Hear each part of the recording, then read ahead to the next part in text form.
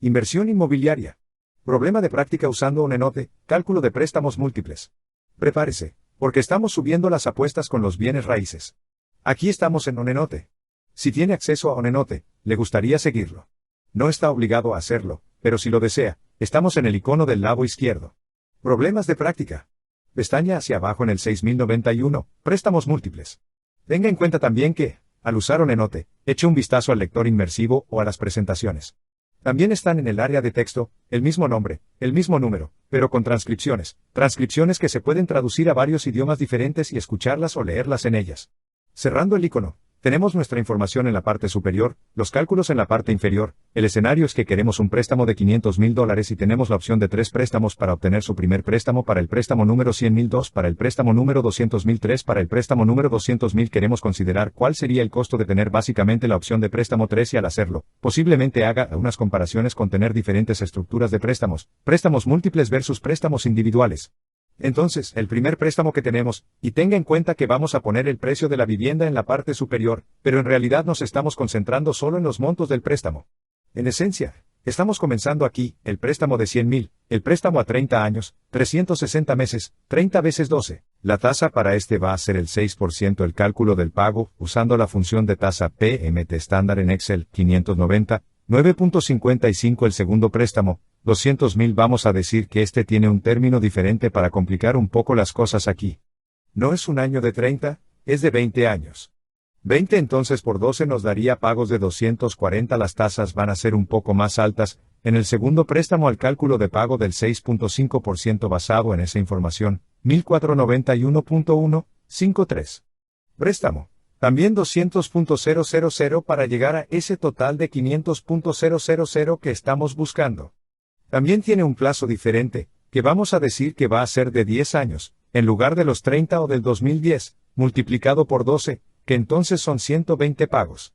Y luego tenemos la tasa aumentada, una vez más, al 7% que nos daría pagos para este en el 2003-2217, por lo que habrá nuestros 3 escenarios de préstamos.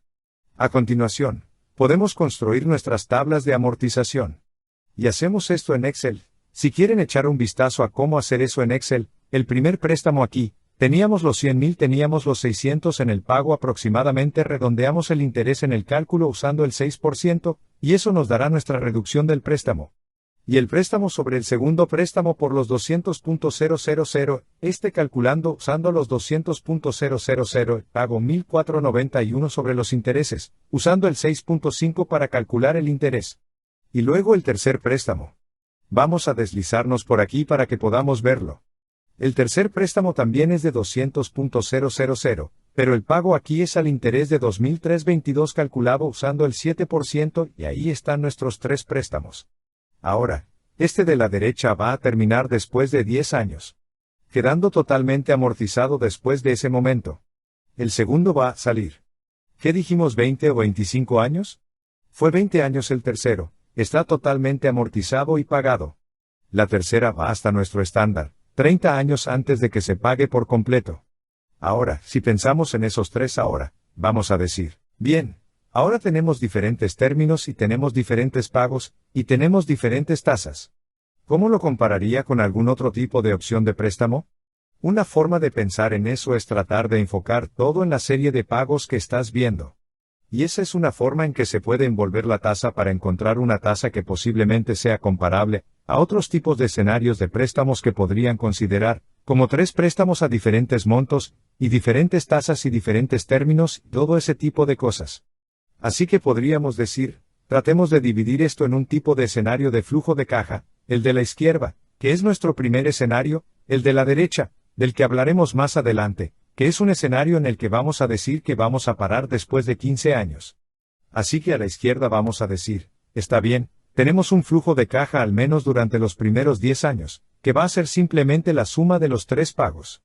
Así que los 3 pagos que tuvimos, sacando la calculadora del fideicomisario, para que podamos hacer cálculos, los 3 pagos fueron 5, 9, 9.55 más 149, 1.15 más 232, 2.17, así que tenemos las salidas de la primera parte hasta que se vaya el primer préstamo, de los 4.413, aproximadamente. Así que tenemos una entrada de 500.000 de los 3 préstamos a 100 más los 200 que podemos imaginar. Y obtener ese dinero, y luego tomarlo y pagarlo al prestamista, quiero decir, al vendedor de la casa, para la casa. Entonces vamos a estar haciendo pagos durante el primer plazo hasta que expire el primer préstamo del 1413 mensual, que sería nuestra salida mensual. Y luego, después de que este haya expirado, solo nos quedarán estos dos, que serían el 9.55 más el 149 1.15, así que después del marco de tiempo de 10 años, nos desplazamos hacia abajo, recibimos los mismos pagos hasta el final. Y entonces, justo ahí sucedió. Después de 10 años, obtuvimos el pago 121, que ahora va a estar solo en ese 2091 sobre el que calculamos aquí, porque solo tiene esos dos pagos y el préstamo ya estaba pagado. Así que vamos a seguir pagando, pero uno de los préstamos se ha pagado después de 10 años, 10 veces 12, por supuesto, siendo esos 120, entonces pagaremos este durante 20 años. Así que 20 por 12 sería en el pago de 240, el último pago en 240 aquí abajo. Así que el último pago fue a 240, entonces tendríamos dos préstamos que fueron pagados, y ahora solo estamos pagando los $600 de ese último préstamo que todavía tenemos que pagar, que iba hasta los 360 periodos de pago, todo el camino hasta aquí. Ahora bien, parece un cálculo tedioso, pero de nuevo, podrías hacer esto en Excel con bastante rapidez. Lo hacemos en Excel para que puedas trabajar en eso. Si así lo desea, utilice esa plantilla de Excel como guía para elegir algunos de estos cálculos, si así lo desea. Luego podemos resumir las entradas y salidas de flujo de efectivo, y podemos calcular la TIR, la tasa a la que esta serie de pagos sería 0, y ese va a ser nuestro 6.48, por lo que 6.48 es un número que podría ayudarnos o ser útil si tuviéramos diferentes tipos de escenarios con diferentes préstamos, 2 préstamos frente a 3 préstamos, frente a préstamos más cortos y préstamos más largos, para tratar de comparar, ya sabes, diferentes escenarios de préstamos. Esta sería una forma en que podemos envolver esa información en un número, posiblemente facilitando la comparación. Así que, obviamente, estaríamos comparando el monto de los pagos. ¿Cuánto pagaríamos en total? Podemos pensar en la cantidad de flujo de efectivo que estaríamos pagando en total, y luego podríamos querer que esa tasa haga esa comparación, que también tiene en cuenta el valor del dinero en el tiempo. Ahora, debido a que estos tienen diferentes términos que están teniendo lugar aquí y demás, entonces vamos a tener una situación en la que la TIR podría ser diferente si estuviéramos planeando mantener la propiedad durante un periodo de tiempo que no sea, digamos, el marco de tiempo de 30 años. Entonces, por ejemplo, si lo vamos a mantener durante 15 años, a pesar de que obtuvimos estos 3 préstamos, 3020 y 10, entonces podríamos verlo algo así como este mismo flujo de caja. Obtuvimos la entrada de los 500.000 que usamos para pagar la casa, las salidas de los 413 para los 10 años después de 120 pagos, lo que nos llevó hasta aquí, que los primeros préstamos dieron sus frutos. Ahora tenemos los otros 2 préstamos, y ahora vamos a bajar a 15 años, deteniéndonos en el pago 180 porque 15 por 12 sería 180, así que estamos a la mitad de los 30 años y luego ese último pago, tendríamos 2 préstamos que aún no se habían pagado. Y tenemos que pensar en cuáles serían los saldos de los préstamos si vendiéramos la casa, y pagáramos los saldos de los préstamos en ese momento, dados los flujos de efectivo que serían salidas en ese punto, podríamos sacar eso de la tabla de amortización en el periodo 180, después de 15 años. Así que estaría justo aquí, así que justo allí.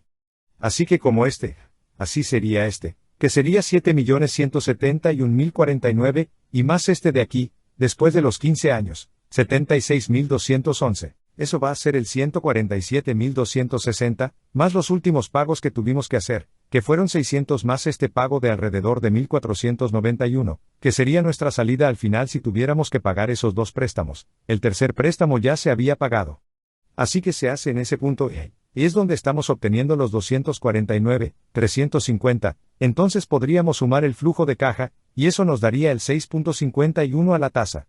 Así que el 6.5 corre uno después del 15, que es eso, y es 6.48 bastante cerca para el 30.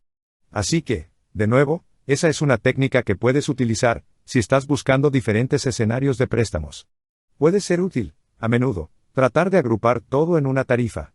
Y si se vuelve complejo, podría ser difícil usar una función de tasa para hacer eso. E incluso si puedes, A veces es más fácil tratar de convertir esto en un flujo de efectivo.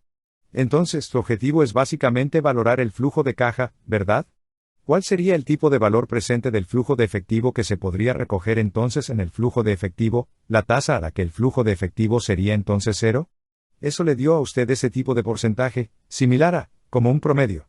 Si estás tratando de hacer un promedio para el desempeño laboral de alguien, como alguien que es un jugador de béisbol, estás tratando de calcular ese porcentaje que puede compararse posiblemente entre sí, a pesar de que tienen diferentes turnos al bate, con qué frecuencia se envasan, etc. Así que eso sería todo, eso es todo, sí.